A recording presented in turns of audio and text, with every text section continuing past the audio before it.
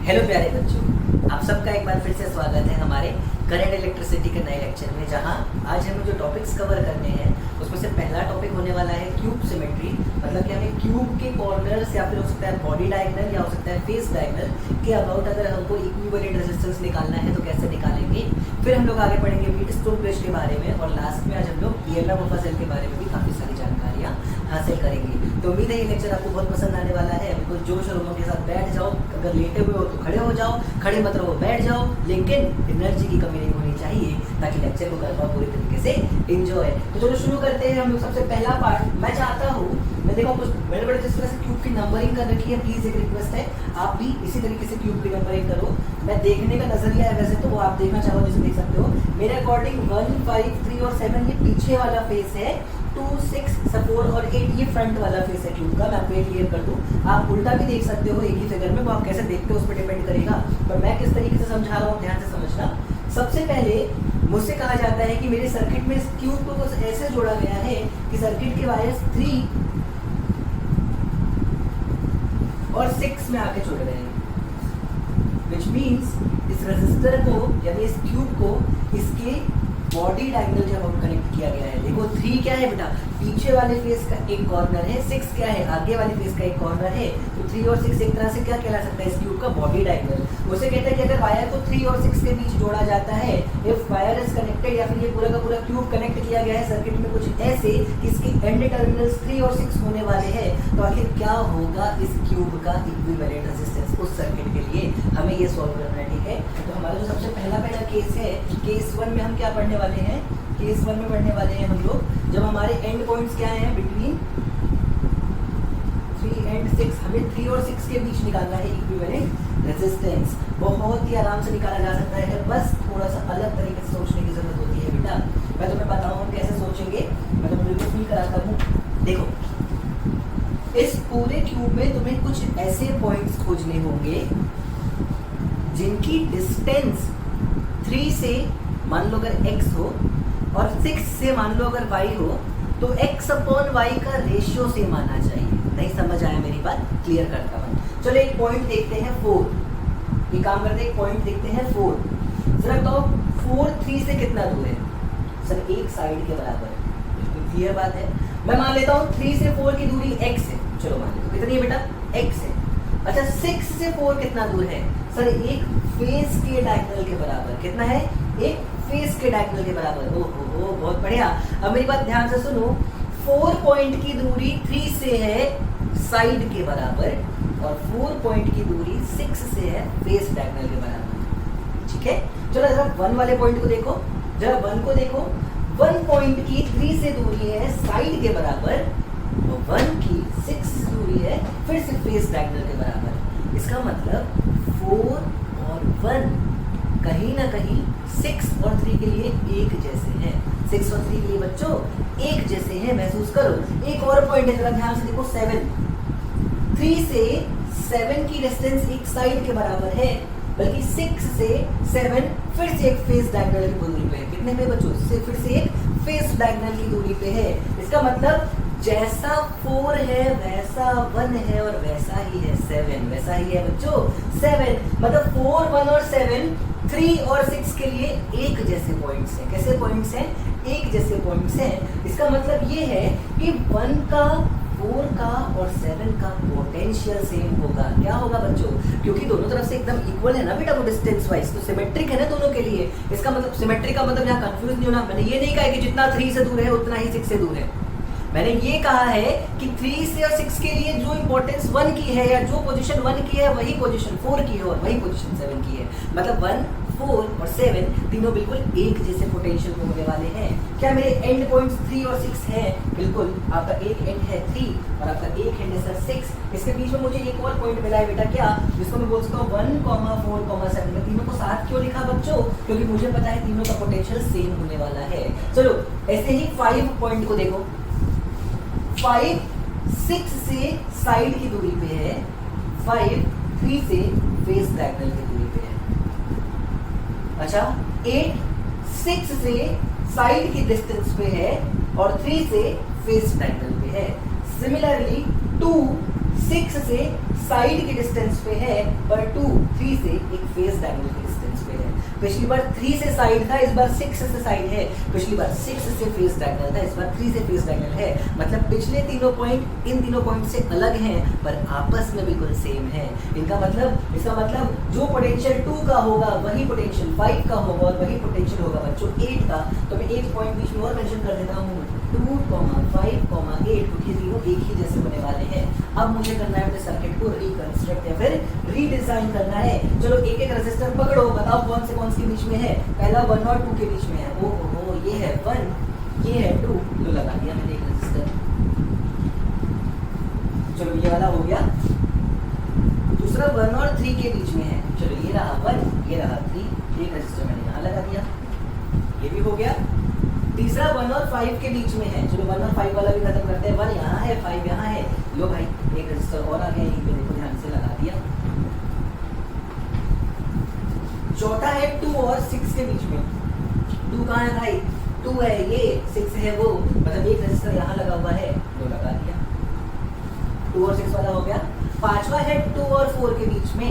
2 यहाँ है, 4 यहाँ है, मैं कहाँ 2 वहाँ, लो लगा दिया भाई, ये भी लगा दिया। 3 और 4 के बीच में, 3 कहाँ है ये, 4 कहाँ है ये, भाई चलो 3 और 4 के बीच में एक और लगा दिया। ठीक है, 3 और 4 वाला हो गया। 3 और 7 के बीच में, 3 यहाँ है, 7 यहाँ है, लो 3 और 7 के बीच में भी लगा दिया। ठीक है, 4 और 8 के बीच में, 4 यहाँ है, 8 यहाँ है, लो एक और यहाँ आ गया। ठीक है, 4 और 8 हो गया। 7 और 8 के बीच में, 7 यहाँ है, 8 यहाँ है, लो 7 और 8 के बीच में एक लगा दिया। 7 और 8 हो गया।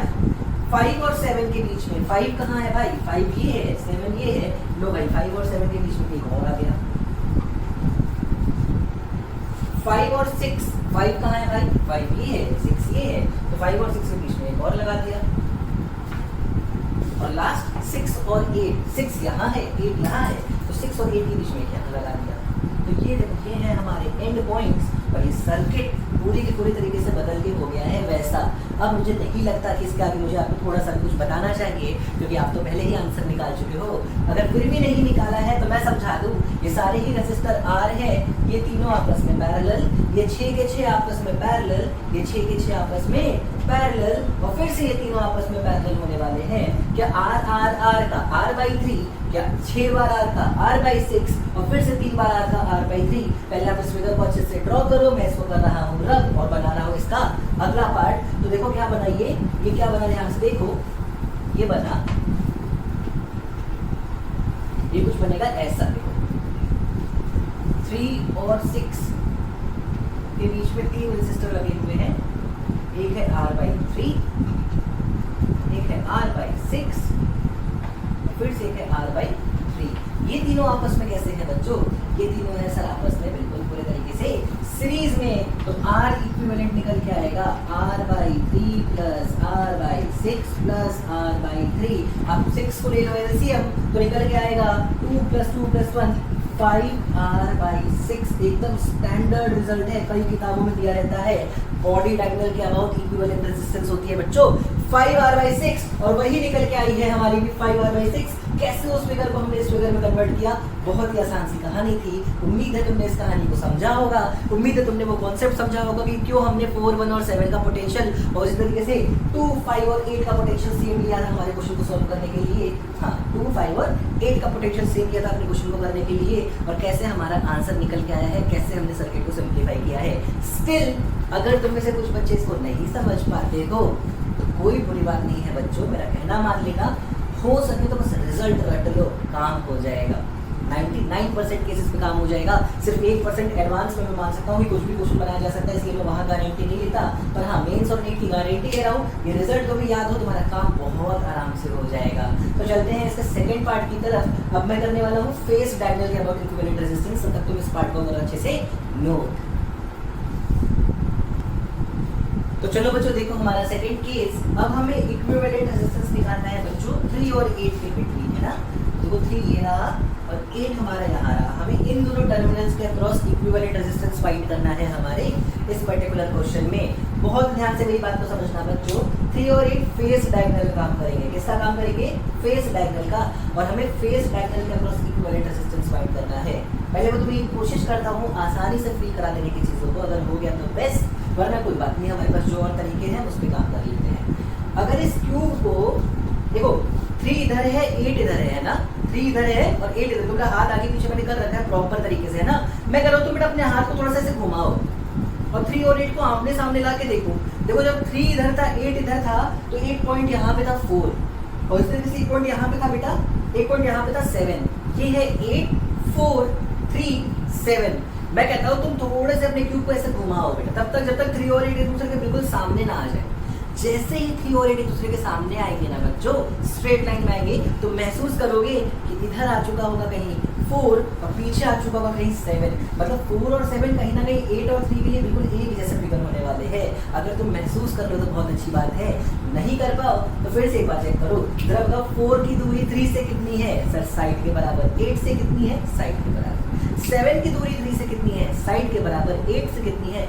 साइड से बराबर। तो क्या 4 की जैसी रिस्पेक्ट है 3 और 8 के लिए, क्या उतनी ही रिस्पेक्ट है 7 के लिए भी? हाँ। तो क्या 4 और 7 एक दूसरे के लिए एकदम एक जैसे हो गए? हाँ। तो क्या इनका पोटेंशियल भी एक जैसा हो जाएगा? हाँ। बस यही कहानी थी। अगर तुम 3 8 पे लाते हो सामने लाने के बाद बाकी पूरे क्यूब को ऐसे पकड़ के चिपका दो, इधर 4 और 7 आपस में आके बंध जाएंगे, और ऐसे ऊपर 6 और 1 आके आपस में क्या हो जाएंगे? सॉरी 2 और 5 आपस में आके क्या हो जाएंगे बच्चों? बंध जाएंगे। फील कर लो तो बहुत अच्छी बात है, नहीं कर पाओ तो चलो 2 के ऊपर भी काम करते हैं। 3 से 2 की दूरी कितनी?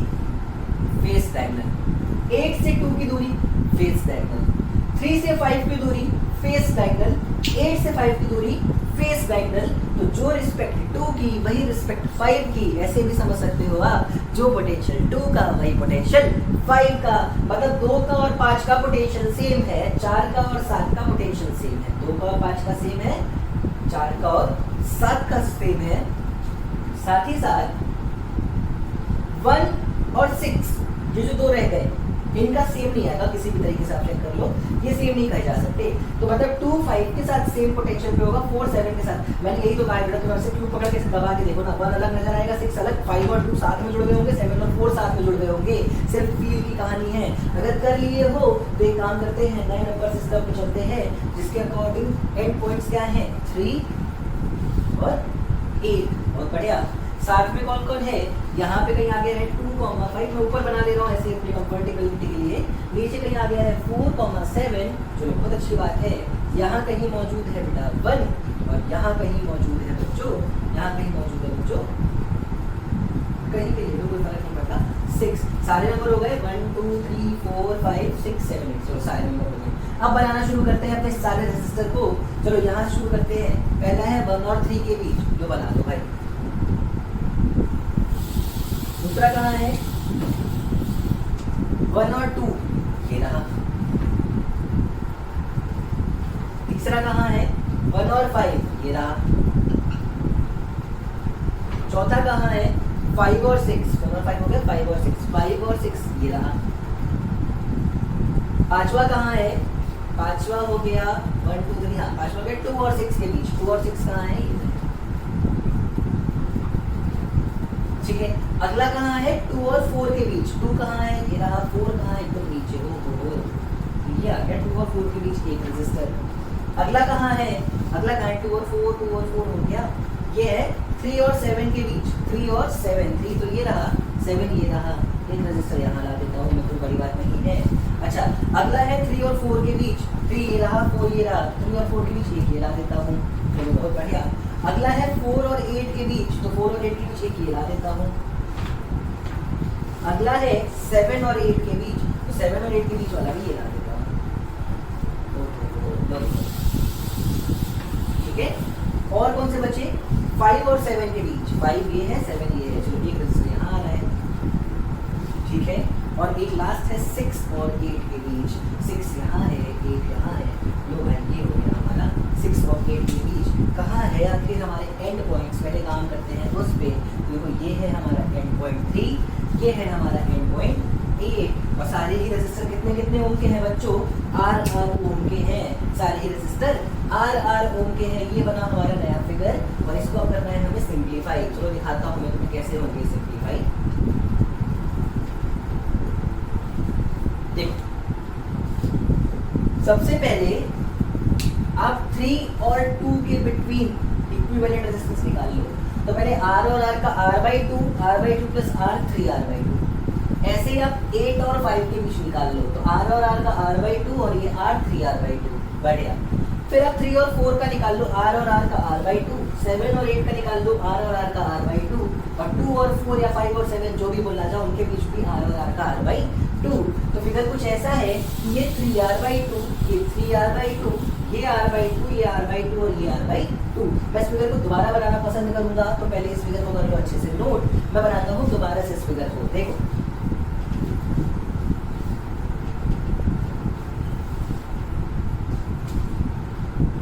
ठीक है। तो ये है हमारे एंड पॉइंट्स, कुछ ऐसा बना है हमारा फाइनल फिगर।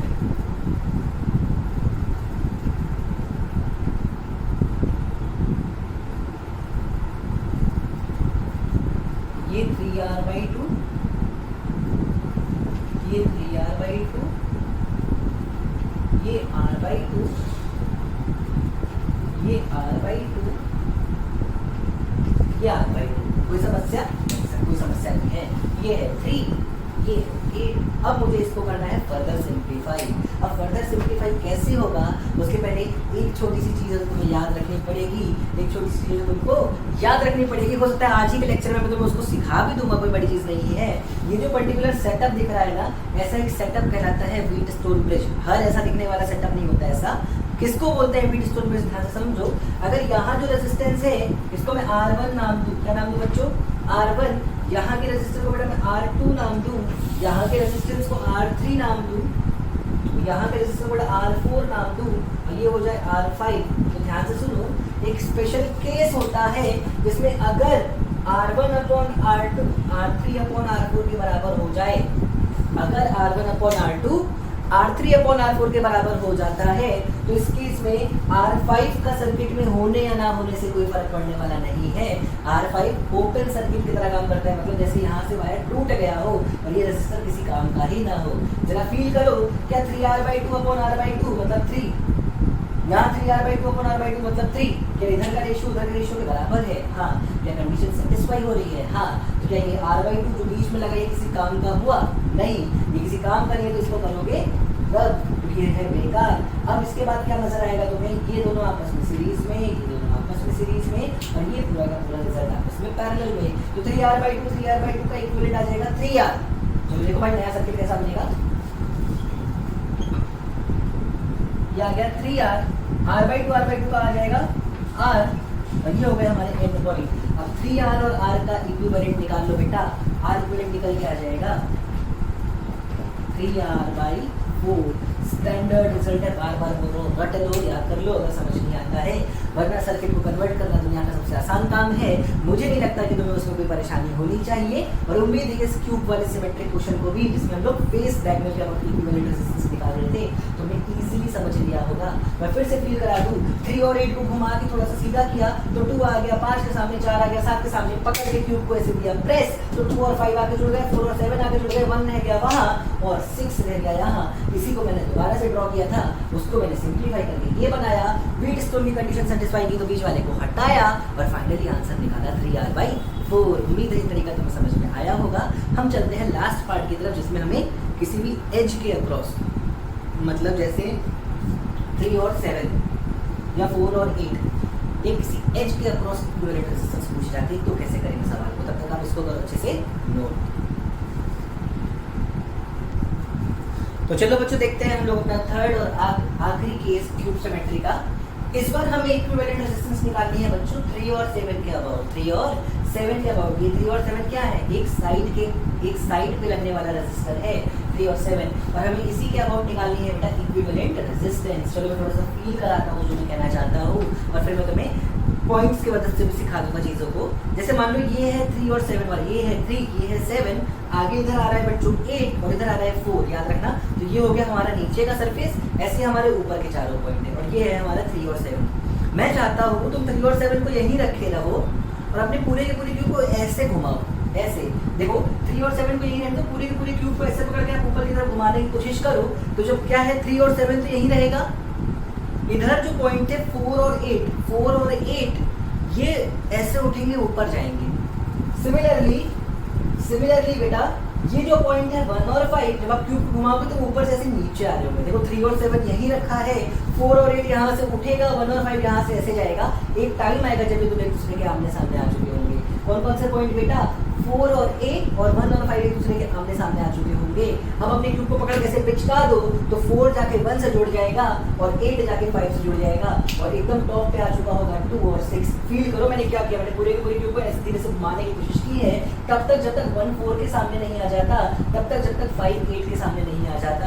उसके बाद मैंने इसे पकड़ के बस क्यूब को दबा दिया तो 1 और 4 का पोटेंशियल सेम नजर आ गया, 5 और 8 का सेम नजर आ गया। नहीं मानेंगे सर आपकी बात, मत मान भाई, मना किया क्या तुझको? ले सीख, देख 4 की डिस्टेंस 3 से साइड, 7 से डायगोनल, फेस डायगोनल।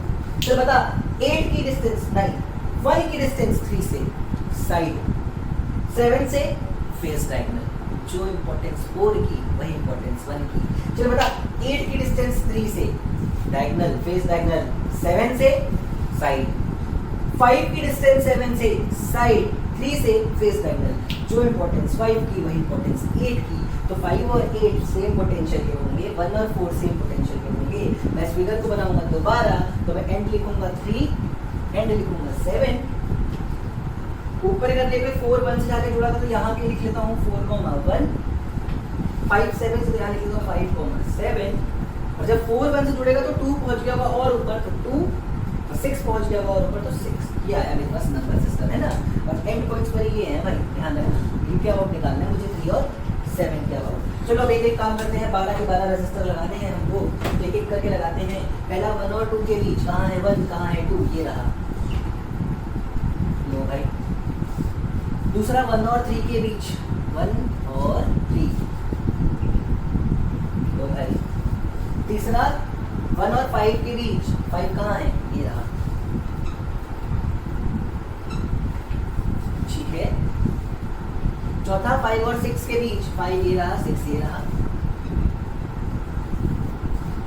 पांचवा 2 और 6 के बीच 2 2 2 2 ये रहा, 6 ये रहा। 6th है 2 और 4 के बीच 2 ये है, 4 ये है। 7th है 3 और 4 के बीच 3 ये है, 4 ये है। 8th है 3 और 7 के बीच, लो 8th। फिर है 7 और 8 के बीच 7, 5 8 है ना, सॉरी जो देखेंगे 7 और 8 के बीच, ठीक है। 6 और 8 के बीच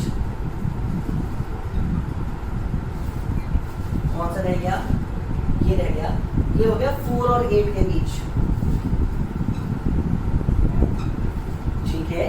कोई एक तो और रह गया, कौन सा रह गया, कौन सा रह गया, 12 हो गए क्या, 1 2 2 4 6 8 9 10 11, एक रह गया है।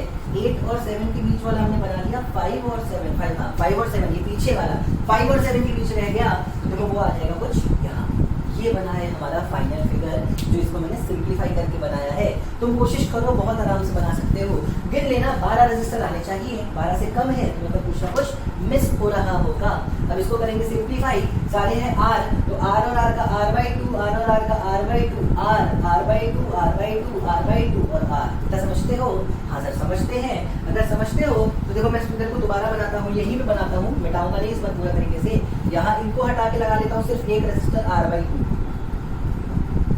इनको हटा के लगाता हूँ सिर्फ एक रजिस्टर R/2, इसको R, इनको हटा के एक रजिस्टर R/2, ये R, इनको हटा के एक रजिस्टर R/2 और इनको भी हटा के एक रजिस्टर R/2। चलो अब देखते हैं हमारे फिगर को हम कैसे सिंप्लीफाई करेंगे। ऊपर से शुरू करो, सबसे पहले ये तीनों आपस में सीरीज में, तो R/2 और R का हो जाएगा बेटा 2R, R/2 और R का कितना हो जाएगा बच्चों 2R। चलो भाई 2R लगा दिया मैंने यहाँ, अगला स्टेप 2r और r/2 आपस में पैरेलल, 2r और r/2 आपस में पैरेलल, तो इनका इक्विवेलेंट कितना आएगा बच्चों, 2r into r/2 upon 2r plus r/2। ये कितना होता है बच्चों, देखो ध्यान से, 2 से 2 कट गया, r² upon 2r plus r, 5r, 2r/5 होता है मेरे ख्याल से सॉल्व करके। कितना आएगा बच्चों, 2r/5। तो इन सबको हटाओ, इन सबको हटाओ और इनकी जगह लगाओ सिर्फ एक रेजिस्टर, कितने होगा, 2r/5, 2r/5, r/2 और r/2 सीरीज में, 2r/5, r/2 और r/2 सीरीज में, तो ये हो जाएगा r प्लस 2r/5, तो ये हो जाएगा 7r/5। कितना हो जाएगा बच्चों, 7r/5। लो लगा दो यहाँ पे भाई 7r/5, और लास्ट में 7r/5 और r कैसे होंगे आपस में बेटा, पैरेलल में। तो इनका इक्वल जाएगा 7r/5 into r upon 7r/5 plus r। इसको तुम सॉल्व कर लेना, ये निकल के आएगा 7r/12। स्टैंडर्ड रिजल्ट बार बार बोल रहा हूँ, तो बस रिजल्ट भी याद रख लो तो तुम्हारा क्वेश्चन बिल्कुल सही तरीके से सॉल्व हुआ है। तो बस इसमें बहुत ज़्यादा सोचने की, परेशान होने की कोई ज़रूरत नहीं है। तो उम्मीद है ये क्यूब सिमेट्री के तीनों ही सवाल आपने बहुत ढंग से सीख लिए होंगे। एक दो बार छोटी छोटी प्रैक्टिस करना बच्चा तुमसे ज़रूर हो जाएगा, कोई बहुत बड़ा रॉकेट साइंस नहीं है। बाकी मेहनत तुम्हारी होगी बेटा, मैं बस सिखा सकता हूँ। तुम कितने ढंग से इनको नोट करते हो, तुम सिर्फ रिजल्ट निकला चाहते हो कि तुमने सिंप्लीफाई करना सीखा है, नहीं आया है तो क्या तुम दोबारा वीडियो देखते हो कि नहीं देखते हो, ये तुम्हारी मेहनत है बेटा, इसमें मैं तुम्हारी कोई मदद नहीं कर सकता। उम्मीद है ये क्यूब सिमेट्री तुम समझ पाए होगे। मैं चलता हूँ नेक्स्ट टॉपिक की तरफ, जिसका नाम होगा बेटा व्हीटस्टोन ब्रिज। क्या नाम होगा बच्चों, व्हीटस्टोन ब्रिज। चलो इसको आप अच्छे से नोट करो।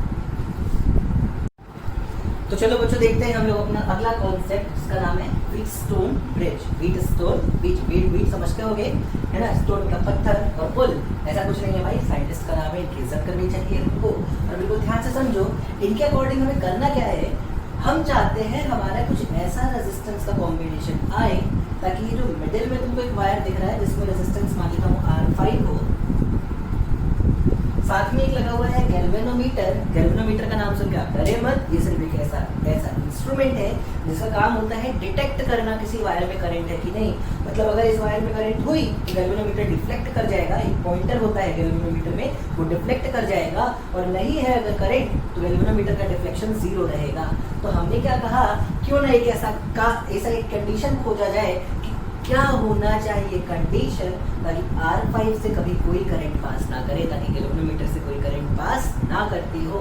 अब ऐसा कब हो सकता है, कॉमन सेंस की बात करो, सिर्फ तब हो सकता है जब इस पॉइंट का और इस पॉइंट का पोटेंशियल सेम हो। अगर ऐसा हो जाए, मान लो इसका पोटेंशियल x, इसका भी x हो जाए, तो इस पूरे वायर में कोई पोटेंशियल डिफरेंस नहीं रह जाएगा, तो करंट नहीं रहेगी। तो सिर्फ एक ही कंडीशन है कि इन दोनों पॉइंट का पोटेंशियल हो जाए सेम, इस केस में करंट हो जाएगी 0। चलो शाबाश, जब करंट हो जाएगी 0 तो इस वायर का बनाना या ना बनाना दोनों किसी मतलब का नहीं है। मैं सिर्फ आपको दिखाने के लिए यहाँ से वायर तोड़ दे रहा हूँ। क्यों तोड़ दे रहा हूँ, मैं समझा दे रहा हूँ आपको ध्यान से, क्योंकि मैं आपको ये सिखाना चाहता हूँ कि अब जब इसमें कोई करंट नहीं है, अब जब इसमें कोई करंट नहीं है, तो यहाँ से आने वाली करंट, जो भी करंट है बेटा I, वो कुछ तो टूट के यहाँ चली गई होगी I1, और जो I1 यहाँ गई होगी वही I1 यहाँ से भी लौटी होगी। कुछ करंट यहाँ चली गई होगी I2, और जो I2 यहाँ गई होगी वही I2 यहाँ से भी लौटेगी, और यहाँ से वापस मिल जाएगा पूरा करंट I। मैंने क्वेश्चन सॉल्व करने के लिए इस जगह का पोटेंशियल V मान लिया है और इस जगह का पोटेंशियल 0 मान लिया है ना। तो अब हम लोग एक काम करते हैं, इस पूरे कॉन्सेप्ट को जो हमने अभी तक देखा, इसको हम न्यूमेरिकली सॉल्व करके देखते हैं कि क्या कंडीशन निकलती है, आखिर ऐसा हो जाए कि इस वाले वायर से कोई करंट ना गुजरे। ऐसा तब होगा जब इस वाले वायर की करंट और इस वाले वायर की करंट सेम होगी। जरा बताओ इस वाले वायर की करंट है कितनी, I1 है कितना, अगर मैं इसको सही से सिखाऊं तो I1 है इस वाले वायर के according V minus x upon R1। बेटा पोटेंशियल डिफरेंस अपॉन रेजिस्टेंस याद करो, हमने लॉ पढ़ रखा है इसके बारे में। कितना आएगा, V minus x upon R1। पर यही I1 अगर मैं इस वायर में कैलकुलेट करूं तो आएगा x माइनस 0 अपॉन R3। क्या आएगा बच्चों, x माइनस 0 अपॉन R3। ये दोनों I1 की वैल्यू है भाई, ये दोनों I1 की वैल्यू है। चलो जरा बताओ I2 कितना आएगा, ऐसे निकालो। I2 इस वायर से आएगा V minus x upon R2,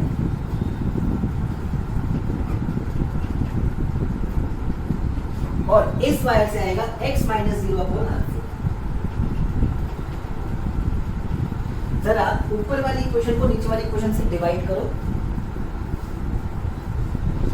तो I1 अपॉन I2 निकल के आया V minus x upon R1 upon V minus x upon R2, V minus x से V माइनस एक्स कट जाएगा, ये आ जाएगा R2 अपॉन R1। कितना आएगा बच्चों? R2 upon R1 is equal to x minus 0 cut जाएगा, ये आएगा R4 अपॉन R3। चलो इस पे काम करो ध्यान से, मतलब पूरी की पूरी करंट यहाँ से या पूरी की पूरी करंट, पूरी की पूरी मतलब जो भी करंट यहाँ से, वो या तो सिर्फ यहाँ से जा रही होगी या तो यहाँ से जा रही होगी, मतलब इस वाले वायर में नहीं जा रही होगी।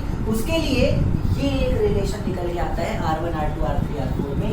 इस रिलेशन को मैं और ढंग से देखूं तो ये लिखा हुआ है R1 upon R2 is equal to R3 upon R4।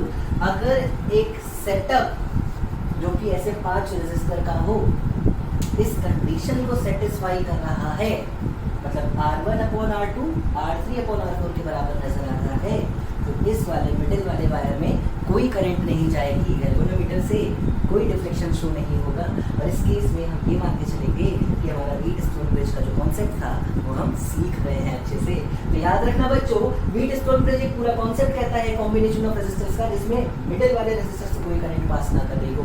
अब कुछ बच्चे बहुत बड़ी गलती करते हैं भाई, ध्यान देना, मिडिल वाला वायर मतलब ये वाला था।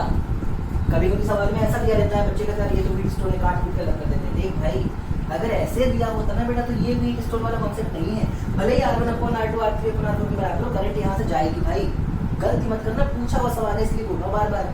व्हीटस्टोन ब्रिज में वायर ऐसा होना चाहिए परपेंडिकुलर टू एंड पॉइंट्स, याद रखना परपेंडिकुलर टू एंड पॉइंट्स, भाई ऐसे समझ लो, सिंपल भाषा में बोल दो, वायर ऐसा होना चाहिए। तो इस गैल्वेनोमीटर में कभी कोई डिफ्लेक्शन नहीं होगा। कब? जब R1 upon R2 R3 upon R4 क्या होगा बच्चों? बराबर। शाबाश, एक उम्मीद है हमारे पास कि हमने फिर से नया कॉन्सेप्ट सीखा, और क्यों ना 3-4 सवाल इसमें सॉल्व करके हम अपने कॉन्सेप्ट को स्ट्रॉन्ग कर लेते हैं। तो चलो चलते हैं पहले न्यूमेरिकल की तरफ। देखो ध्यान से, देखो 3-4 न्यूमेरिकल करा दूंगा ताकि वीडियो को सारे ही समझ में बहुत आसानी हो लगे। हो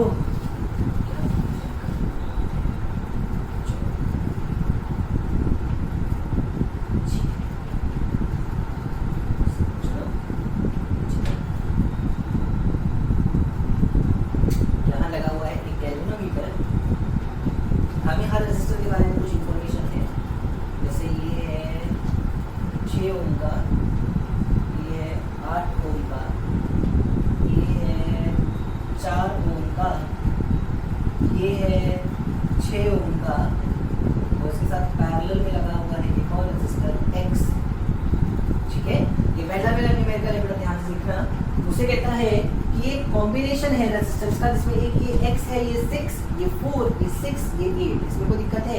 नहीं, इसमें कोई दिक्कत नहीं है, इसमें कोई दिक्कत नहीं है। तो एक काम करते हैं, इसको 12 ले लेते हैं, इसको 12 ले लेते हैं। हमसे कहता है बताओ x कितना होना चाहिए ताकि गैल्वेनोमीटर में करंट का डिफ्लेक्शन ना आए, यानी कि गैल्वेनोमीटर से कोई करंट पास ना कर रही हो। फिर से मैं रिपीट करता हूँ, क्या होना चाहिए x की वैल्यू ताकि इस गैल्वेनोमीटर से कभी कोई करंट पास ना करे।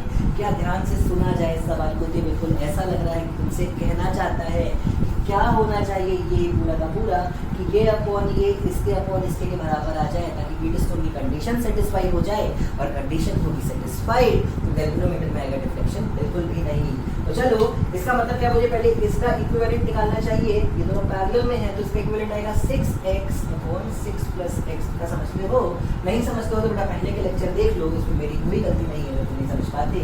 6x upon 6 plus x, sir ऐसे रूडली मत बोलो, अच्छा ठीक प्यार से बोल रहा भाई। 1 upon r is equal to 1 upon 6 plus 1 upon x, यहाँ से r निकाल लो, इतना ही निकल के आएगा। तो r1 अपॉन r2 यानी कि 4 must be equal to r3 upon r4 यानी कि 6 अपॉन 12। 6 अपॉन 12 होता है 1/2, उधर का रेशियो है 1/2। चलो ऐसे लिख लेता हूँ, 6x upon 6 plus x should be equal to 6 4 जा 24/12 यानी कि 2। यहाँ से 6x इज इक्वल टू 2 6 जा 12 प्लस 2x, यहाँ से 2x इधर आएगा तो 4x is equal to 12। x निकल के आया है 3 ओम, मतलब अगर ये x 3 ओम का रेजिस्टर होगा तो इस पूरे के पूरे सर्किट में जो गैल्वेनोमीटर नजर आ रहा है उसमें से नहीं होगा कोई डिफ्लेक्शन, कंडीशन हो जाएगी सेटिस्फाइड, आंसर हो जाएगा 3 ओम। मेरी उम्मीद है ये सवाल तुमने बहुत आराम से समझा होगा। एक दो क्वेश्चन और देखेंगे, बिल्कुल देखेंगे भाई, नहीं देखेंगे तो देख। इसको अच्छे से नोट कर लेना बच्चों, नहीं आया हो तो पीछे जाकर रिकॉर्डिंग दोबारा देख लो, पर आना चाहिए। देखो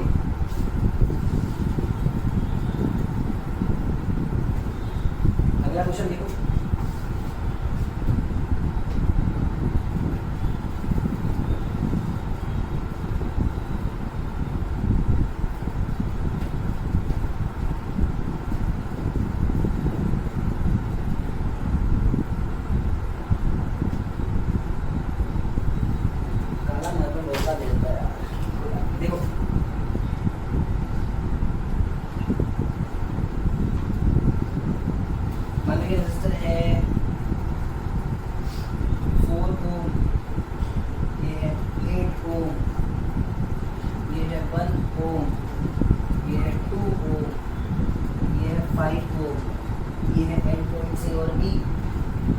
मैंने कहा कि बताओ इस सर्किट की इक्विवेलेंट रेजिस्टेंस कितनी होने वाली है, सर्किट की इक्विवेलेंट रेजिस्टेंस कितनी होने वाली है।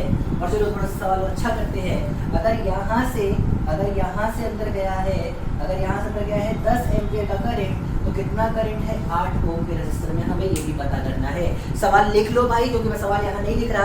पहला है सर्किट का इक्विवेलेंट रेजिस्टेंस, दूसरा है 8 ओम से पास करने वाली करंट। तो चलो पता करते हैं कैसे निकाल सकते हैं सवाल को, कैसे किया जा सकता है इस क्वेश्चन को सॉल्व। बहुत ध्यान से देखो, सर्किट को करो थोड़ा सा रिकंस्ट्रक्ट। क्या करो, थोड़ा सा रिकंस्ट्रक्ट। देखो मैं बताता हूँ कैसे करना। देखो मैं इस पॉइंट के अबाउट सर्किट को दोबारा से खींचने की कोशिश करता हूँ कुछ इस तरीके से। अगर ये पॉइंट है, देखो इससे ऊपर जा रहा है एक रेजिस्टर 8 ओम का, और इससे नीचे आ रहा है एक रेजिस्टर 4 ओम का। मैं ऐसे बना सकता हूँ ना बच्चों, इसमें कोई बड़ी बात नहीं है, ठीक है। 8 जहाँ खत्म हो रहा है और 4 जहाँ खत्म हो रहा है, उन दोनों पॉइंट्स के बीच में एक 5 ओम का रेजिस्टर है। तो 8 यहाँ खत्म हो रहा है, 4 यहाँ खत्म हो रहा है, तो इन दोनों के बीच में एक 5 ओम का रेजिस्टर लगा देता हूँ बच्चों में। चलो देखो ध्यान से, एक और चीज, जहाँ 4 खत्म हो रहा है वहां से शुरू हो रहा है 1 जो जा रहा है B तक, जहाँ से 4 खत्म हुआ वहां से शुरू हुआ 1 जो जा रहा था B तक, जहाँ पर 8 खत्म हुआ वो जा रहा है 2 ओम की मदद से B तक। तो यहाँ पे एक रेजिस्टर आ गया 2 ओम का, और हम कहाँ पहुंच गए फाइनली, ये पॉइंट B पे। ये कितना है 1 ओम, ये है 4, ये 8 ओम 5। क्या इस फिगर को मैं ऐसे ड्रॉ नहीं कर सकता था? बिल्कुल कर सकते थे सर कोई और आसान तरीका नहीं है ना बच्चे? तुम्हारे को नंबर सिस्टम सिखा रखा है, तो मुझसे करके देख लो, इजीली इसको तुम कन्वर्ट कर लोगे। मैंने दूसरे तरीके से किया है, मैंने तो बस इसको यहाँ से उठा के इसको ऊपर कर दिया, यहाँ से उठा के इसको नीचे कर दिया, तो मुझे फिगर को सीधा घुमा दिया, तो तुमको कुछ ऐसा नजर आने लगा। 8 और 4, 2 और 1, और बीच में आ गया 5। चलो ध्यान से देखो, क्या 8/4 2, क्या 2/1 2? ओहो, क्या रेशियो आता है सेम, और रेशियो आया है सेम, तो क्या ये बनेगा व्हीटस्टोन ब्रिज? हाँ बनेगा व्हीटस्टोन ब्रिज। और अगर ये बनेगा व्हीटस्टोन ब्रिज, तो बताओ जरा 5 ओम वाले वायर का कोई करंट होगा? नहीं होगा, जिसको मिटा दिया मैंने। ओहो, अब ध्यान से देखो, क्या यहाँ से जो करंट अंदर गई है, करंट अंदर जा रही है, वो 10 एम्पियर है। फिलहाल करंट तो सेकंड क्वेश्चन था ना, फर्स्ट क्या था? Equivalent resistance. क्या 8 और 2 सीरीज में 10, क्या 4 और 1 सीरीज में 5, क्या 4 और 1 5, और ऊपर 8 और 2 10, और क्या 10 और 5 पैरेलल में, तो 10 × 5/10 + 5 50/15 हो जाएगा तुम्हारा इक्विवेलेंट रेजिस्टेंस सर्किट का। कितना आएगा? 50/15 लिख दो भाई। देखो वैसे R इक्विवेलेंट निकल के आएगा, फिर से कर लीजिए सर। 8 और 2 10, 4 और 1 5, 10 5 जो 50/15, 50/15 ओम आ गया R इक्विवेलेंट। सेकंड पार्ट क्या था? करंट बताना था 8 ओम से। ओहो, 10 एम्पियर की करंट गई, ऊपर है 10 ओम, नीचे है 5, जरा करो 15 टुकड़े। कितने टुकड़े? 10 + 5, 10 ओम के 15 टुकड़े। क्या हर एक टुकड़ा 10/15 होगा? हाँ। अब उल्टे रेशियो में टुकड़े दो, ये 10 था, ये 5 था, तो इसको 5 टुकड़े दो, इसको 10, तो 5 × 10/15, तो 50/15 ही कर लो। हो, करंट का रेजिस्टेंस सेम आ गया क्या? हाँ भाई। तो इसमें कितनी करंट आती? 100/15, 50/15 आएगी ऊपर वाले वायर में करंट, और 100/15 आएगी नीचे वाले वायर में करंट। सर बहुत तेज कर दिया, आप ऊपर से जा रहे हैं। बेटा मैं ऊपर से जा भी रहा हूँ, तुम्हारी तो मेरी गलती नहीं है, मतलब तुम पिछले लेक्चर को नहीं देख रहे हो ढंग से। अच्छा, एक तरीका और भी होता है, I1 + I2 = 10, I1 into 10 is equal to I2 into 5। चलो दो इक्वेशन बना के दे दी मैंने, इनको सॉल्व करके तुम I1 I2 निकाल दो, वहाँ से तुम्हारा यही आंसर निकल के आएगा। तो उम्मीद है ये क्वेश्चन तुम्हें बहुत टफ नहीं लगा होगा, तुमने आसानी से समझ लिया होगा। मैं चलता हूँ तुमको अगले क्वेश्चन की तरफ लेकर, देखो ध्यान से।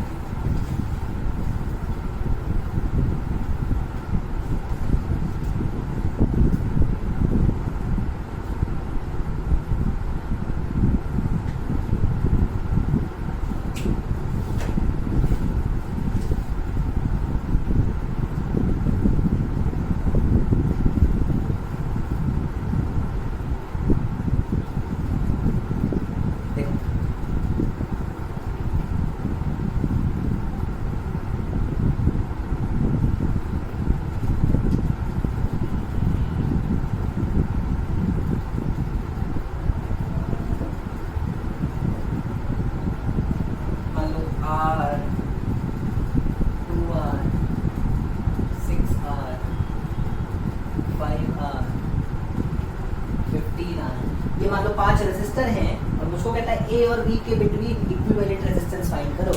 Find equivalent resistance between A and B। अब मैं कैसे करूँगा इस सवाल को, बिल्कुल ध्यान से देखो। कैसे करूँगा इस सवाल को, बिल्कुल ध्यान से देखो बच्चों।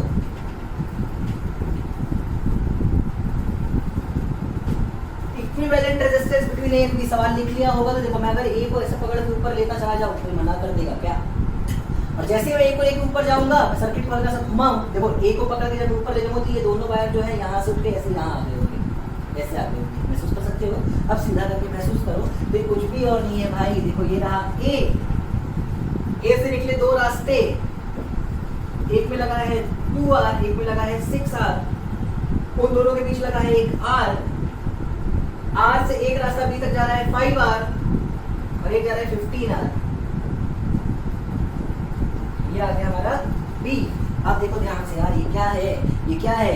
2R/6R गया 1/3, 5R/15R गया 1/3। मतलब ये है व्हीटस्टोन ब्रिज का कॉन्सेप्ट। ये वायर जाएगा हट, ऊपर वाले सीरीज नीचे वाले सीरीज आपस में पैरेलल। निकाल दो आंसर, बता दो कमेंट में। शाबाश मेरे बच्चों, कमेंट में जरूर बताना इसका आंसर बेटा, क्योंकि बार बार बोल रहा हूँ। तुम्हारे कमेंट से हमें मोटिवेशन मिलता है कि हम और भी ज़्यादा अच्छा पढ़ा सके।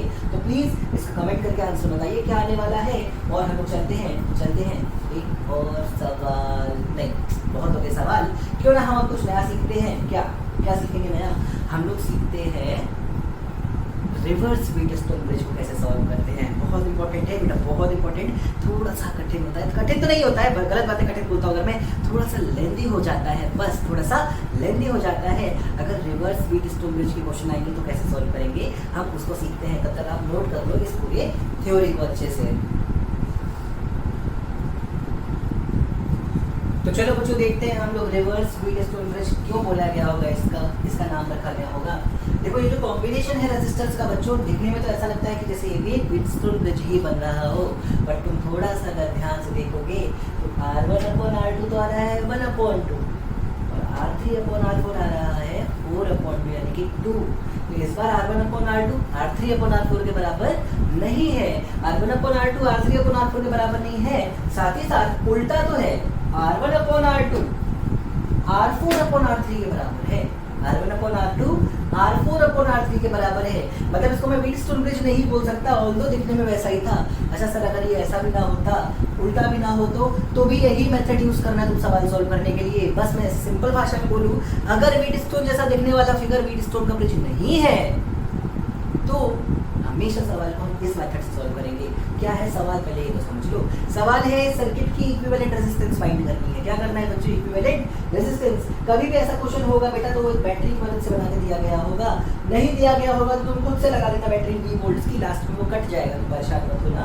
देखो ध्यान से, अगर इसका टर्मिनल है, ये जो बैटरी है 10 वोल्ट की है, तो मैं मान लेता हूँ ये हो गया 10, तो ये हो जाएगा बच्चों 10, ये हो जाएगा 0, तो ये हो जाएगा बच्चों 0। तुम यहाँ का पोटेंशियल मान लो बेटा x और यहाँ का पोटेंशियल तुम मान लो y, ठीक है। अब तुमको x और y की वैल्यू सबसे पहले फाइंड करनी होगी। कैसे करोगे मैं तुम्हें सिखाता हूँ। x को मान लो सबसे पहले हाईएस्ट पोटेंशियल, पूरे सर्किट का सबसे हाई पोटेंशियल, तो x - 10/1 plus x - y/4 plus x - 0/4 is equal to क्या हो जाएगा बच्चों? 0। सर ये क्या किया बेटा? KCL किरचॉफ्स करंट लॉ पढ़ाया है तुमको, वही यूज किया मैंने x पे। तो मैं क्या लिखूंगा? x - 10 upon 1 plus x minus 0 upon 4 plus x minus y upon 4 equal to 0। इसको जरा एलसीएम लेके सॉल्व करते हैं। ये लिखा हुआ है बेटा 4x minus 40 plus x minus y is equal to 0। ये लिखा हुआ है बेटा 4x प्लस 2x यानी कि 6x minus y is equal to 40। ये हो गई मेरी इक्वेशन नंबर 1। ये हो जाएगी बेटा मेरी इक्वेशन नंबर 1। मैं इसको अलग से कहीं लिख लेता हूँ 6x minus y is equal to 40। चलो शाबाश सर, आपने पहली इक्वेशन को लिख ली। चलते हैं हम लोग की सेकंड इक्वेशन फॉर्म करने। सेकंड इक्वेशन के लिए y को मान लो हाईएस्ट पोटेंशियल वाला पॉइंट, और जो इक्वेशन बनेगी वो होगी कुछ ऐसी y minus 10 upon 2 y minus 10 upon 2 plus y minus 0 upon 2 plus y minus x upon 4 is equal to 0। चलो जरा एलसीएम लो भाई, एलसीएम लो तो आ जाएगा 2y minus 20 plus 2y plus y minus x is equal to 0। तो 2y plus y 5y minus x is equal to 20। कितना आया? Is equal to 20। ये हो जाएगी मेरी इक्वेशन नंबर 2। क्या दो इक्वेशन और y और x दो अननोन है, तो सबसे पहले तुम x और y को फाइंड करने की कोशिश करो। उसके लिए काम करते हैं चाहो तो नीचे वाली इक्वेशन को 6 से मल्टीप्लाई कर लो, चाहो तो ऊपर वाली को 5 से मल्टीप्लाई कर लो। मैं काम करता हूँ, मैं ऊपर वाली को ही 5 से मल्टीप्लाई कर देता हूँ। तो हो जाएगा 6 5 30x minus 5y is equal to 4 5 20 यानी कि 200। ओहो, अब अगला स्टेप तो तुम्हें पता ही होगा। मैं करूंगा दोनों इक्वेशंस को ऐड करने से फायदा ये होगा 5y और माइनस 5y खत्म हो जाएंगे। तो 30x माइनस x बचेगा 29x इज इक्वल टू 220। और यहाँ से x निकल के आ जाएगा, जो भी आना होगा यहाँ से x निकल के आ जाएगा 220/29 लिख लेता हूँ। चलो और देखो ध्यान से, एक बार x निकल के आ गया, अब मैं आगे क्वेश्चन सॉल्व नहीं करता हूँ, मैं तुम्हें सिखाता हूँ। ध्यान से देखो, अगर एक बार x निकल के आ गया तो क्या इस इक्वेशन को तुम पुट करके वहां से y भी निकाल सकते हो? सर निकाल ही दो ना। चलो भाई निकाल ही देते हैं। तो जरा x की वैल्यू था 220/29, तो 6 × 220/29 minus 40 is equal to y। सही है ना? बिल्कुल सही है सर। अब तुम इसको सॉल्व कर लेना भाई, इतना तुम कर सकते हो। मैं सिखा दे रहा हूँ बहुत ही तरीके से, बहुत तमीज़ से, तुम्हें मजा आएगी। तुम सॉल्व करते चलना, यहाँ से तुम सॉल्व करके y फाइंड कर लो। जैसा जैसा कह रहा हूँ करते चलो, तुम्हें चीज़ समझ में आ जाएगी। अब तुम्हारे पास x और y दोनों आ चुका है, x और y दोनों आ चुका है, ठीक है। अगर तुम्हें x पता है और तुम्हें यहाँ का पोटेंशियल 10 पता है, तो यहाँ कितनी करंट है क्या तुम ये नहीं पता कर सकते? बिल्कुल कर सकते हो। जरा देखो कितनी आती, x माइनस 10/1 अगर x 10 से ज्यादा है तो, या फिर 10 माइनस x/1 अगर 10x से ज्यादा है तो। हम तो x निकाल लिए ना 220/29, ये 10 से छोटा है भाई। 220/29 10 से छोटा होता है, तो इसका मतलब करंट ऐसे गई होगी, देखो ध्यान से। I1 अगर मैं इसका नाम दूं, तो इस स्टेप के बाद तुम्हारा अगला काम होगा I1 फाइंड करना। एक बार x और y निकाल लिए तो I1 फाइंड कर लेना, वो आ जाएगा 10 माइनस x/1 के बराबर, ठीक है। सिमिलरली यहाँ जो करंट गया होगा I2, तुम सॉल्व करके देख लेना, y भी 10 से छोटा ही आ रहा होगा, तो जो I2 निकल के आएगा वो आ जाएगा 10 माइनस y/2 के बराबर, 10 माइनस y/2 के बराबर। क्या तुम I1 और I2 निकाल सकते हो? बिल्कुल निकाल सकते हैं सर। एक बार I1 और I2 निकाल लिए तो और कहानी ध्यान से समझो। क्या बैटरी से जो करंट निकली थी वो I थी? बिल्कुल सर, I ही तो I1 प्लस I2 में टूटी थी ना। तो यहाँ से सर्किट की टोटल करंट निकाल लो I, वो कितनी हो जाएगी बच्चों? I1 plus I2। प्लीज सारे स्टेप्स बहुत तमीज से नोट करना बेटा, बहुत तमीज से नोट करना। और एक बार तुमको सर्किट की टोटल करंट मिल गई, सर्किट की टोटल बैटरी का पोटेंशियल पता है कितना है 10, तो सर्किट की इक्विवेलेंट रेजिस्टेंस निकल के आ जाएगी। लास्ट स्टेप पे R इक्विवेलेंट निकल के आ जाएगा बेटा सर्किट की बैटरी अपॉन सर्किट का करंट। और ये फॉर्मूले का यूज करके बेटा तुम इस पूरे सर्किट की इक्विवेलेंट रेजिस्टेंस निकाल सकते हो। याद रखना, हर फिगर जो व्हीटस्टोन जैसा दिखता हो वो व्हीटस्टोन हो ऐसा जरूरी नहीं है। और इस कॉन्सेप्ट को बहुत ही अच्छे से अपने जहन में बसा लेना। मैं रिपीट कर देता हूँ, मैंने सवाल कैसे किया। मैंने पहले चेक किया कि क्या ये व्हीटस्टोन ब्रिज जैसा फिगर है, हाँ है, पर क्या ये एक्चुअली में व्हीटस्टोन ब्रिज है, नहीं है। क्यों? क्योंकि R1/R2 R3/R1 के बराबर नहीं आ रहा था। अब मैं कैसे करूँगा सवाल, तो मैंने पहले x और y पोटेंशियल को फाइंड करने की कोशिश की KCL का यूज करके। x - 10/1 + x - y/4 + x - 0/4 = 0, एक इक्वेशन बन गई। y - 10/2 + y - 0/2 + y - x/4 बन गई दूसरी इक्वेशन। वहां से निकाल लिया x और y का पोटेंशियल। x और y मिलने के बाद मैंने I1 I2 फाइंड किया, 10 - x/1 या फिर 10 - y/2। एक बार I1 और I2 मिल गया तो मैंने I फाइंड कर लिया, I = I1 + I2। और सर्किट की करंट, सर्किट की बैटरी का पोटेंशियल दोनों पता है, तो V/I फॉर्मूले का इस्तेमाल करके मैंने V/I = R इक्विवेलेंट निकाल लिया। आसान सी थी ये कहानी, बस थोड़ी सी लंबी हो सकती है सॉल्व करने के लिए, पर इतना बड़ा रॉकेट साइंस नहीं है। जनरली अगर ये सवाल हमारे पास आएगा तो ऐसी अजीब सी x और y की वैल्यूज नहीं आती हैं, पर फिर भी अभी तुम जो मैंने किया वो काम मत करना, तुम प्लीज सॉल्व करके निकाल लेना कितनी है इक्विवेलेंट रेजिस्टेंस, ताकि तुम्हारा कॉन्फिडेंस और ज्यादा हो जाएगा। आलस मत करो बच्चों, आलस करना तुम्हारा काम नहीं है, हमारे लिए छोड़ दो वो काम, तुम थोड़ी मेहनत कर लो, वो ज्यादा अच्छा रहेगा। उम्मीद है ये कॉन्सेप्ट तुमने बहुत तरीके से सीखा होगा। हम बढ़ते हैं लेक्चर में और आगे। चलो ठीक है, इसको नोट करो अच्छे से बच्चों। तो चलो बच्चों चलते हैं हम अपने लेक्चर के थर्ड पार्ट की तरफ, जहाँ आज हमें पढ़ना है EMF और पोटेंशियल डिफरेंस के बारे में। बेटा अगर कभी तक तुमने अपने मॉड्यूल को सॉल्व करने की कोशिश की होगी, तुमने क्वेश्चंस लगातार प्रैक्टिस किया होगा, तो तुमने देखे होंगे ऐसे बहुत से सवाल है जिसमें ऐसा लिखा है the EMF of a cell is 2 volts, the EMF of a cell is 10 volts, है ना। और कई क्वेश्चन में ऐसा लिखा होगा the potential difference of cell is, the potential difference is 13 volts, 15 volts, 10 volts, 2 volts, 5 volts. मतलब न्यूमेरिकल्स जो तुमने सॉल्व किए हैं, कई बार उसमें बैटरी के लिए EMF वर्ड यूज किया गया है और कई बार उसमें बैटरी के लिए पोटेंशियल डिफरेंस यूज किया गया है। हमारे मन में एक बात आई होगी कि शायद दोनों एक ही चीज़ होते होंगे, एक ही चीज़ के दो नाम होते होंगे, पर नहीं, ऐसा नहीं है। बिल्कुल अलग है EMF और बिल्कुल अलग है पोटेंशियल डिफरेंस। तो आखिर क्या अंतर है EMF और पोटेंशियल डिफरेंस में, कैसे हम इन दोनों कॉन्सेप्ट्स को समझने वाले हैं, देखते हैं आगे। और उससे पहले एक बहुत आसान सा सवाल, क्या है आखिर एक बैटरी का काम किसी सर्किट में? What is the work of a battery in any circuit? अगर मैं तुम्हें याद दिलाऊं तो बैटरी कुछ ऐसे बनाई जाती थी, ये होता था पॉजिटिव टर्मिनल, ये होता था नेगेटिव। हमेशा पॉजिटिव से करंट निकला करता था अगर बैटरी हमारे सोर्स का काम करती थी तो, और ये करंट घूम के आके नेगेटिव में आया करता था, है ना। ठीक है, मान लो ये करंट अब यहाँ नेगेटिव तक आ गया तो उसकी पूरी एनर्जी खत्म हो गई थी।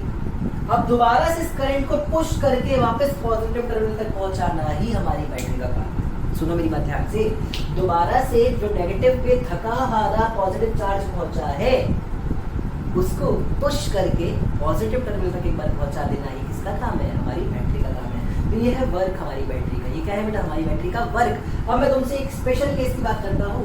मान लो मेरे पास जो पॉजिटिव चार्ज नेगेटिव टर्मिनल पर आके रुका है वो है 1 कूलम का। तो 1 कूलम पॉजिटिव चार्ज को, कितने? 1 कूलम पॉजिटिव चार्ज को नेगेटिव टर्मिनल से पुश करके पॉजिटिव टर्मिनल तक पहुंचाने के लिए जितना वर्क करना पड़ता है एक बैटरी को, यही वर्क को डिफाइन किया गया है EMF ऑफ अ बैटरी। क्या बोला जाता है इसको बच्चों?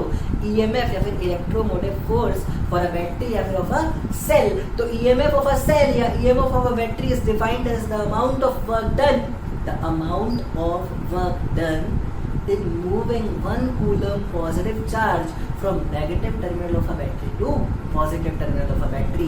ये है डेफिनेशन हमारे EMF of a cell की। किसकी बच्चों? EMF of a cell की। और बहुत तरीके से तुम इस डेफिनेशन को नोट करो ताकि मैं तुम्हें डिफरेंस बता पाऊँ आखिर ये पोटेंशियल डिफरेंस से अलग क्यों है। अब सुनो ध्यान से, बैटरी के नेगेटिव से पॉजिटिव तक 1 कूलम चार्ज को तुम लेके गए तो बैटरी ने किया वर्क कितना? EMF के बराबर। ये वर्क गया कहाँ? वर्क एनर्जी थ्योरम कहती है कि यही वर्क इलेक्ट्रॉन की एनर्जी, सॉरी चार्ज की एनर्जी बन गया होगा। उस 1 कूलम चार्ज ने इस एनर्जी को गेन कर लिया होगा। क्या कर लिया होगा? गेन कर लिया होगा। मतलब ये पूरी की पूरी एनर्जी उस 1 कूलम चार्ज की एनर्जी बन जानी चाहिए। ये पूरा का पूरा वर्क उस 1 कूलम चार्ज का एनर्जी बन जाना चाहिए। अब मेरी बात ध्यान से सुनो, आइडियल सिचुएशंस की अगर बात करें तो वाकई में जितना बैटरी ने 1 कूलम पे वर्क किया होता है वो सब का सब बन जाता है हमारे चार्ज का एनर्जी, और उतनी एनर्जी लेके चार्ज दोबारा दौड़ना शुरू करता है। पर ऐसा आइडियल कंडीशन में होता है। हम लोग जो अभी तक क्वेश्चन सॉल्व करते आए हैं बच्चों, वो आइडियल बैटरी के लिए था।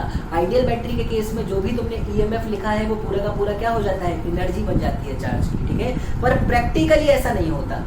प्रैक्टिकली 1 कूलम चार्ज जब नेगेटिव से पॉजिटिव तक जाता है तो वो बैटरी को हीट कर देता है, मतलब कुछ ना कुछ वर्क हीट में कन्वर्ट हुआ होगा, और बाकी बचा हुआ वर्क जो है वो चार्ज की एनर्जी बन गया होगा जब वो पॉजिटिव टर्मिनल में पहुंची होगी। अब सुनो ध्यान से, जो एनर्जी 1 कूलम चार्ज गेन करता है नेगेटिव से पॉजिटिव टर्मिनल पहुंचते समय, जितनी एनर्जी 1 कूलम चार्ज ने गेन की है वो होता है पोटेंशियल डिफरेंस। वो क्या होता है बच्चों, पोटेंशियल डिफरेंस। तो देखो कहानी बिल्कुल अलग है, कहानी बिल्कुल अलग है। जब मैंने ईएमएफ डिफाइन किया तो मैंने कैसे डिफाइन किया, it is the amount of work done by battery in moving 1 coulomb positive charge from negative terminal to positive terminal. बल्कि मैंने जब पोटेंशियल डिफरेंस को डिफाइन किया तो मैंने कहा it is the amount of energy gained by 1 coulomb charge in moving from negative to positive terminal.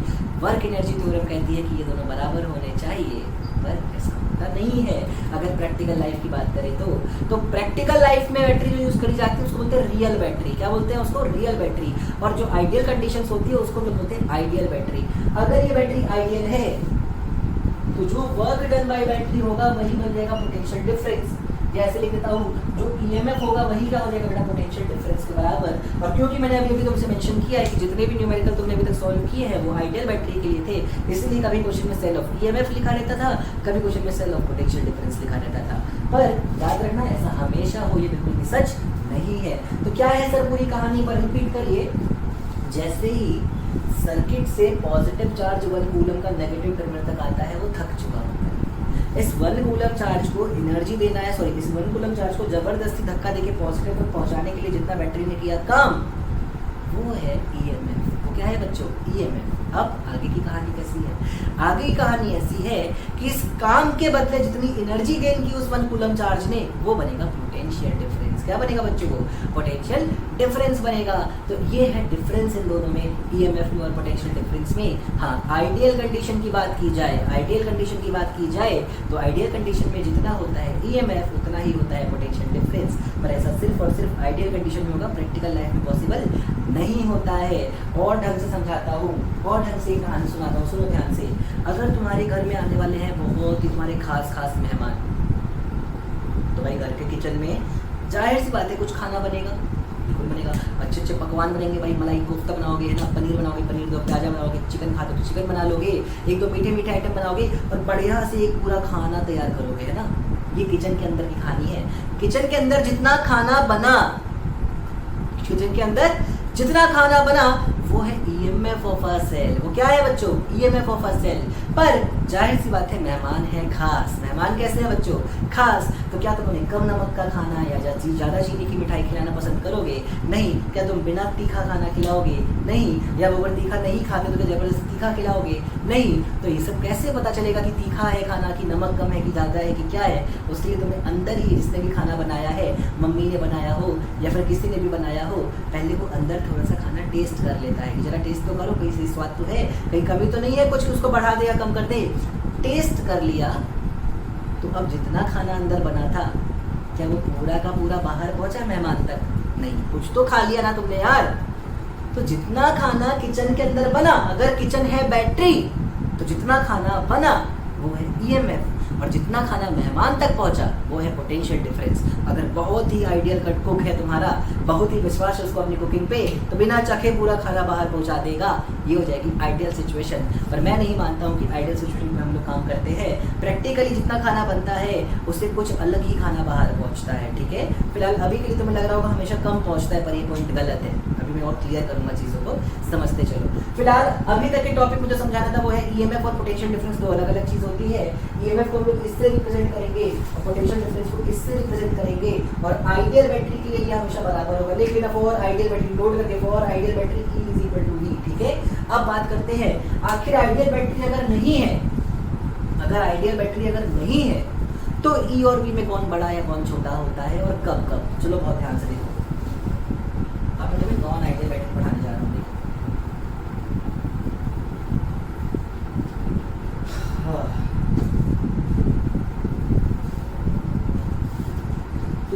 Ideal battery पहली बात ध्यान से समझो।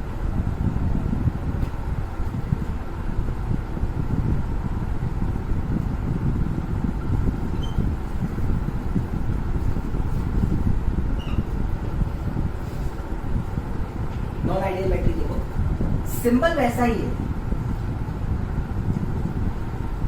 जैसे कि नॉर्मली तुम बनाते हो। क्या हुआ था आइडियल और नॉन आइडियल के बीच में डिफरेंस? तो याद करो, हीट जनरेट हो जाता था, बैटरी थोड़ी सी गर्म हो जाती थी, है ना। बैटरी गर्म हो जाती थी तो हीट के फॉर्म में कुछ एनर्जी लॉस हो जाती थी, इसीलिए ई और बी अलग थे। तो मैं ऐसा मान लेता हूँ कि अगर ये कुछ हीट लॉस हुआ है मतलब पक्का बैटरी के अंदर कुछ रेजिस्टेंस रहा होगा, बैटरी के अंदर कुछ रेजिस्टेंस रहा होगा जो करंट को स्मूथली नहीं जाने दिया होगा, जिस चक्कर में करंट गुस्सा होकर गर्म हो गया होगा। अरे मजाक कर रहा हूँ, जिस चक्कर में हीट डेवलप हो गई होगी तो एक रेजिस्टेंस मौजूद होगी इस बैटरी के अंदर, वो रेजिस्टेंस मुझे इस बैटरी के साथ लगानी पड़ेगी। तुम आगे पीछे कहीं भी लगाओ, ये अपने पॉइंट पड़ा है, रेजिस्टेंस की पोजीशन से फर्क नहीं पड़ता। तो हम ऐसे बनाते हैं बैटरी को। इसका ये है ईएमएफ, ये है small internal resistance small R, और फिर मैं ऐसे डॉट लगा दूंगा ऐसे चारों तरफ। तो यहाँ जो डिफरेंस नजर आएगा वो हो जाएगा मेरा पोटेंशियल डिफरेंस। तो ये है ईएमएफ, इंटरनल रेजिस्टेंस, और इनके बाद जो मतलब इनके कॉर्नर्स में जो पोटेंशियल मिला मतलब जो डिफरेंस आया वो है पोटेंशियल डिफरेंस। तो ये है एक नॉन आइडियल बैटरी का रिप्रेजेंटेशन का तरीका। ई है एक्चुअली कितना वर्क हुआ, आर है जिसकी वजह से जो हीट लॉस हो गया, वर्क माइनस हीट लॉस जो बचा वो हो जाएगा तुम्हारा पोटेंशियल डिफरेंस, या वर्क प्लस हीट लॉस, जो भी तुम कह सकते हो, अलग कहानी है। अभी मैं ये बार बार बोल रहा हूँ कि तुम ये बात दिमाग में मत लाओ कि कौन बड़ा होता है कौन छोटा, मैं सिखा रहा हूँ कौन बड़ा होता है कौन छोटा। चलो ध्यान से देखो, तो हम इस तरीके से रिप्रेजेंट करते हैं हमारे आइडियल नॉन आइडियल बैटरी को। ऐसे समझो कि ये पॉइंट है ए, ये पॉइंट है बी, तो ए और बी के बीच पोटेंशियल डिफरेंस निकालते हो, बल्कि ई है ईएमएफ, ठीक है। चलो अब एक केस देखते हैं ध्यान से। अब हम लोग 3 केस पढ़ते हैं कि कब ई और बी बराबर होंगे, कब ई बी से बड़ा होगा और कब ई बी से छोटा होगा नॉन आइडियल बैटरी के लिए। तो देखो ध्यान से, केस 1, अगर सर्किट में करंट ही 0 है तो देखो तुम सर्किट कैसे बनाओगे।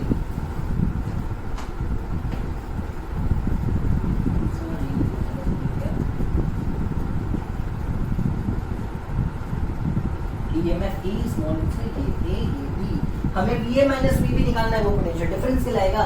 जब सर्किट में कोई करंट नहीं है तो चलना शुरू करो, तो वीए ये प्लस होता है, ये माइनस, तो माइनस नहीं है तो माइनस ई, सर्किट में करंट नहीं है तो minus 0R is equal to VB, 0R 0 into R 0 ही हो जाएगा। यहाँ से VA माइनस VB आ जाएगा E के बराबर, VA माइनस VB को ही V लिखते हैं तो V इज इक्वल टू क्या आ जाएगा E के बराबर। मतलब क्या मैं तुमसे ऐसा बोलूं कि सिर्फ आइडियल बैटरी में V और E बराबर होता है? नहीं, एक नॉन आइडियल बैटरी के लिए भी V और E बराबर हो सकता है। कब कब? जब बैटरी में से करंट ना पास कर रहा हो, जब बैटरी में से कोई करंट पास ही ना कर रहा हो तो V इक्वल टू क्या हो जाएगा बेटा, E के बराबर हो जाएगा। ये हो गया हमारा सबसे पहला केस, V इक्वल टू क्या हो जाएगा, E के बराबर हो जाएगा। चलो हम लोग दूसरे केस की बात करते हैं, जब हमारा बैटरी सोर्स की तरह काम करता है। किसकी तरह काम करता है? सोर्स की तरह काम करता है। देखो ध्यान से, बैटरी सोर्स की तरह काम करता है क्या मतलब होता है सर? पहले तो आप ये समझाओ। सोर्स की तरह काम करता है तो मतलब होता है बेटा, मान लो अगर ये है मेरी बैटरी तो करंट बैटरी से निकलना चाहिए, करंट बैटरी से निकलना चाहिए। इस केस में अगर ये पॉइंट है A और ये वाला पॉइंट है B तो मुझे VA माइनस VB कैलकुलेट करना है। देखो बच्चों मैं कैसे करूंगा, देखो बच्चों मैं कैसे करूंगा, मैं लिखूंगा पहले तो प्लस माइनस, करंट के बेसिस पे करूँ तो रेजिस्टर का ये हुआ प्लस, ये हुआ माइनस, बैटरी में ये माइनस होता है और ये होता है प्लस। अब मैं VA से VB तक चलूँ तो मैं लिखूंगा VA minus E plus IR is equal to VB। इसको और ढंग से सॉल्व कर लूँ तो ये लिखा हुआ है VA minus VB is equal to E minus IR, मतलब V is equal to E minus IR। ओहो, अगर तुमने E में से कुछ माइनस किया है तो जाहिर सी बात है V कम हो जाएगा। V क्या हो जाएगा? कम हो जाएगा। V क्या हो जाएगा बच्चों? कम हो जाएगा EMF से। तो बैटरी का पोटेंशियल डिफरेंस EMF से कम होता है हर उस केस में जब बैटरी होती है सोर्स। बैटरी क्या होती है बच्चों? सोर्स। कैसे तुमने सर और समझाओ। देखो मैंने कहा था ना, किचन क्या है तुम्हारा? बैटरी। अगर किचन में खाना बन रहा है तो किचन है सोर्स और किचन से खाना बाहर जा रहा है, खाना इज चार्ज, खाना इज पॉजिटिव चार्ज, तो किचन में खाना चार्ज जा रहा है बाहर, बनना यहाँ पे बनने वाला कॉन्सेप्ट गलत हो जाएगा क्योंकि चार्ज बनता नहीं है बैटरी के अंदर। फिलहाल फिर भी समझो ध्यान से, किचन के अंदर जो खाना बन रहा है अगर वो किचन से बाहर जा रहा है तो किचन बना सोर्स और बाहर जा रहा है। और अगर मान लो किसी दिन खाना बाहर जाके किचन में जा रहा है तो इस बार किचन बना लोड, क्योंकि किचन भरा जा रहा है आज के दिन। क्या हो गया जगह बेटा, किचन भरा जा रहा है आज के दिन, तो किचन से खाना बन के बाहर गया तो किचन सोर्स, बाहर से खाना आके किचन में रखा गया तो किचन लोड। बैटरी से अगर करंट पॉजिटिव से बाहर निकला तो बैटरी सोर्स, बैटरी में पॉजिटिव में करंट आता है तो बैटरी लोड। तो सिंपल सी कहानी है सोर्स और लोड को समझ पाने की। अगर बैटरी के पॉजिटिव से करंट निकल रहा है, किचन में से खाना बाहर निकल रहा है तो बैटरी बनेगी सोर्स, किचन बनेगा सोर्स। इस केस में किचन के अंदर बनने वाला खाना ईएमएफ है और बाहर जो पहुंचता है खाना वो पोटेंशियल डिफरेंस है। और हमने पहले एक एग्जांपल दिया था, ईएमएफ पक्का पोटेंशियल डिफरेंस से ज्यादा होगा क्योंकि जो खाना बनाए हो बिना चखे तो बाहर लेके नहीं आने वाले हो, ईएमएफ पक्का पोटेंशियल डिफरेंस से ज्यादा होगा क्योंकि जितना भी तुमने वर्क किया वो पूरा का पूरा एनर्जी बनने वाला नहीं है। तो when battery acts as a source, उस केस में ईएमएफ हमेशा पोटेंशियल से ज्यादा होने वाला है। और एक थर्ड केस लेके चलते हैं, जब बैटरी लोड की तरह काम कर रही हो, किसकी तरह काम कर रही हो बच्चों, लोड की तरह काम कर रही हो, कुछ खास नहीं बदलेगा डायरेक्शन ऑफ करंट के अलावा और ये पोलैरिटीज के अलावा। तो देखो ध्यान से, अब क्या इक्वेशन होगी, VA minus E minus IR is equal to VB। यहाँ से VA माइनस VB हो जाएगा E प्लस IR और V निकल जाएगा E प्लस IR। क्या E में कुछ जुड़ रहा है? हाँ, तो इस बार पोटेंशियल डिफरेंस ज्यादा निकला और EMF कम हो गया। तो ये गलत फहमी मन में मत रखना, ये गलत फहमी मन में मत रखना कि EMF हमेशा बड़ा होता है। सब डिपेंड करता है केस के ऊपर। एक दिन महीने में ऐसा भी आता है या फिर 2 दिन 4 दिन या फिर बहुत बड़े घर में रहते होगे तो 50 दिन 30 दिन ही होते हैं महीने में, 20 दिन के आसपास ऐसा होता होगा कि 2 दिन 3 दिन, हमारा तो 1 या 2 दिन 3 दिन ही हुआ करता था। तो उस दिन क्या होता था, पापा बाहर से खाना पैक करा के अंदर लाया करते थे, है ना, पापा बाहर से खाना पैक करा के अंदर लाया करते थे। तो खाना जाहिर सी मतलब पहले किचन में जाएगा क्योंकि वो प्लेट्स वगैरह में लगाना है हमको, सिंपल सी बात है। तो एक इंसान थी हमारी माँ, वो क्या करती थी, किचन के गेट पे रहती थी। पापा जैसे ही लाते थे पहले गेट पे देख लेती थी क्या खाना लाए हो, कैसे खाना लाए हो। उसमें मान लो अगर चटनी रखी हुई है या मान लो उसमें सैलेड रखा हुआ है सिर्फ ओनियन का, तो मम्मी पहले उसको अलग कर देती थी कि नहीं ये बाहर का खाने की जरूरत नहीं है, या हो सकता है चटनी अच्छी ना बनाई हो, या कोई ऐसा आइटम है जो वाकई में खराब सा दिख रहा हो, जिसमें ऑयल ज्यादा दिख रहा हो, तो मम्मी उस खाने को अलग कर देती कि नहीं ये खाना नहीं खाना, इसको बाहर हटाइए, बाकी खाना लेके आप अंदर जाइए, है ना। हम इस तरीके का काम किया करते थे। तो देखो ध्यान से क्या हुआ, जो बाहर से खाना आया वो था पोटेंशियल डिफरेंस, जो गेट में मम्मी ने हटा दिया और बचा हुआ खाना जो अंदर पहुंचा वो था EMF। अंदर कम खाना गया है मेरे यार, अंदर कम गया है, EMF छोटी है इस बार पोटेंशियल डिफरेंस से, जब करंट बाहर से अंदर आ रहा है, जब करंट पॉजिटिव से एंटर कर रहा है। तो सिंपल सी कहानी है, समझ सको तो बहुत अच्छी बात है, वरना कोई बात ही नहीं है। तो हमने आखिर जान लिया क्या होता है EMF, क्या होता है पोटेंशियल डिफरेंस, क्या है आइडियल बैटरी, क्या है नॉन आइडियल बैटरी, कब कब होगा पोटेंशियल डिफरेंस EMF से ज्यादा और कब कब होगा पोटेंशियल डिफरेंस EMF से कम। ये सारी ही कहानी हमने जब जुबानी सीख ली है। एक और चीज जो छोटी सी पढ़ के आपका लेक्चर हम एंड करते हैं वो है इसकी कहानी, इंटरनल रेजिस्टेंस की। आखिर ये इंटरनल रेजिस्टेंस क्या चीज है, हमको ये भी तो समझना होगा ना बच्चों। तो फिर से लिखना शुरू करो, internal resistance of a cell. Cell में डेवलप होने वाली हीट के पीछे जो रेजिस्टेंस रिस्पॉन्सिबल है, that resistance is going to be called as internal resistance of a cell.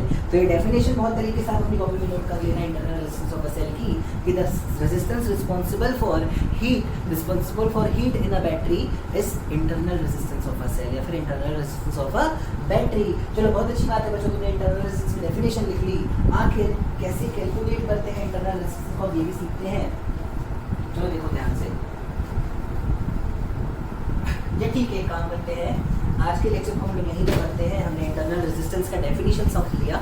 Next class में इंटरनल रेजिस्टेंस के ऊपर हम कुछ और चीज़ें भी सीखेंगे और आगे बढ़ेंगे कॉम्बिनेशंस ऑफ सेल के ऊपर टॉपिक पे। तो combination of cell, internal resistance questions और हीटिंग इफेक्ट ऑफ करंट, ये हमारा नेक्स्ट लेक्चर होने वाला है। उम्मीद है ये लेक्चर तुम्हें आज का पसंद आया होगा, उम्मीद है तुमने कुछ चीज़ें सीखी होंगी, तुम नोट्स अच्छे से बना रहे होगे। बस अपना ध्यान रखो, अपने घर में रहो, अच्छा पहनो, खाओ पियो, मस्त रहो, अपना ध्यान रखो और अपने फ्यूचर का भी ध्यान रखो। शुक्रिया मेरे बच्चों, थैंक यू।